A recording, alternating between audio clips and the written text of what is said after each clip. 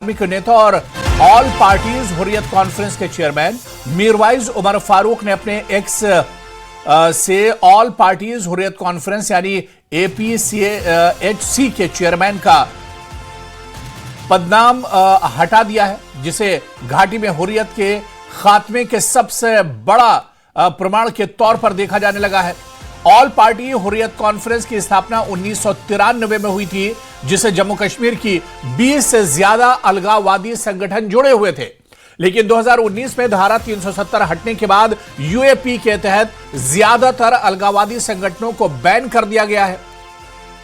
जमाते इस्लामी, जम्मू एवं कश्मीर हुर्रियत कॉन्फ्रेंस, मीरवाइज गुट हुर्रियत कॉन्फ्रेंस, गिलानी गुट, TAH और मीरवाइज के भी संगठन अवामी एक्शन कमेटी पर बैन लगाया जा चुका है। अलगाववादियों पर लगातार एक्शन के बाद मीरवाइज का अपने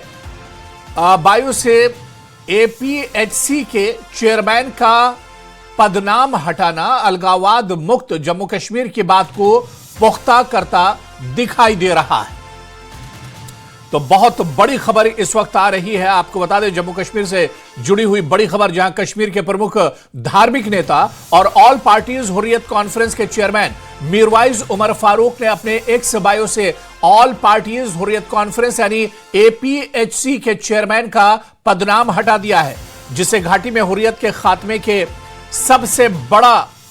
प्रमाण के तौर पर इसे देखा जा रहा है। ऑल पार्टीज हुर्रियत कॉन्फ्रेंस की स्थापना दरअसल 1993 में हुई थी, जिसे जम्मू कश्मीर के 20 से ज्यादा अलगाववादी संगठन जुड़े थे। लेकिन साल 2019 में धारा 370 हटने के बाद UAPA के तहत ज्यादातर अलगाववादी संगठनों को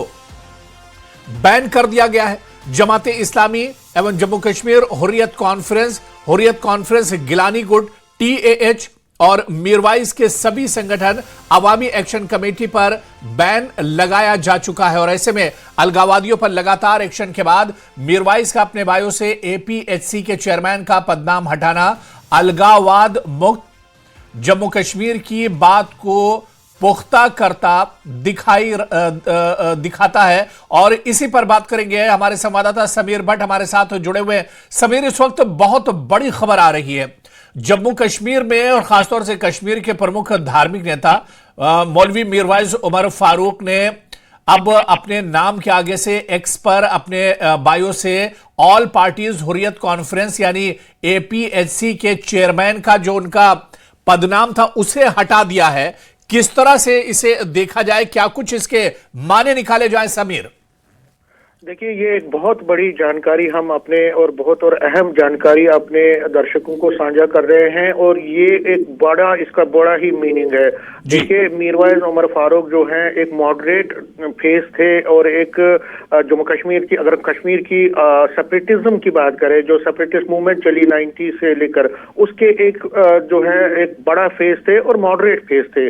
सैयद अली शाह गिलानी जो है उनको हार्डकोर कहा जाता था, हालांकि उनकी भी अपनी एक हुर्रियत कॉन्फ्रेंस थी, लेकिन जो मीरवाइज उमर फारूक है वो एक मॉडरेट फेस माना जाता है उनको। और अगर हम देखें तो ऑल पार्टी हुर्रियत कॉन्फ्रेंस जब 93 में बनाई गई थी, तो अवामी एक्शन कमेटी जिसके मीरवाइज उमर फारूक चेयरमैन है, वो उसको लीड कर रहे थे। और आज तक वो हुर्रियत चेयरमैन के तौर पर जो ऑल पार्टी हुर्रियत कॉन्फ्रेंस है, जिसमें कई संगठन थे,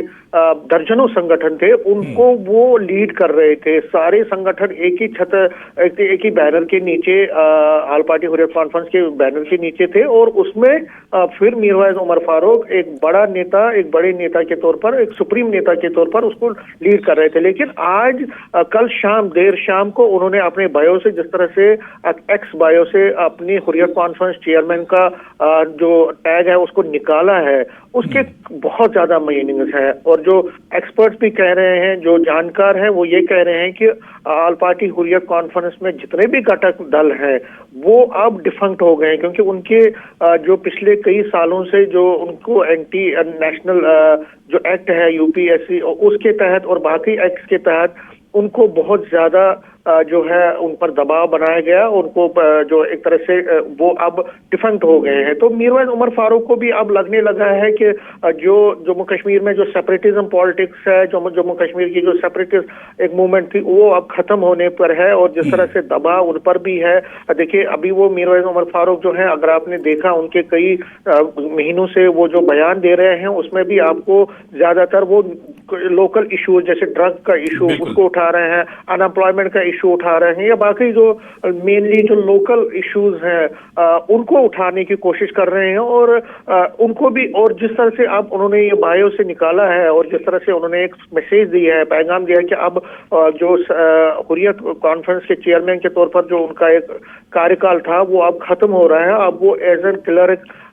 जो एक सुप्रीम क्लर्क के तौर पर उनको माना जाता है, उसके तौर पर वो अपना काम करते रहेंगे और उनकी अपनी एक शिनाख्त है और जो सेपरेटिज्म के साथ उनका एक नाता रहा है या उनकी एक कोशिश रही है, एक पैगाम रहा है, उसको कहीं ना कहीं उन्होंने खुद ही उसको डाउन प्ले करने की कोशिश की, उसको खत्म करने की कोशिश की है। तो पॉलिटिकल एक्सपर्ट भी ये मानते हैं कि हुर्रियत कॉन्फ्रेंस अब सिर्फ नाम की रह गई थी, उसमें जो एक्टिविटीज है ना के बराबर थी, 0% थी और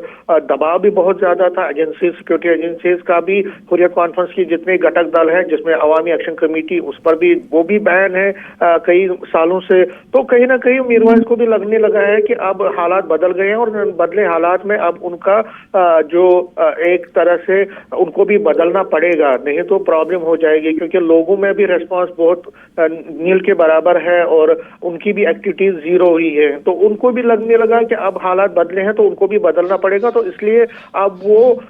अपनी जो पहले की जो एक उनका रोल था उसको खत्म करने की कोशिश कर रहे हैं और अब नए सिरे से जो पुराना उनका जो 1990 से पहले वाली जो अवामी एक्शन कमेटी है उसको फिर एक तरह से बहाल करने की कोशिश कर रहे हैं, उस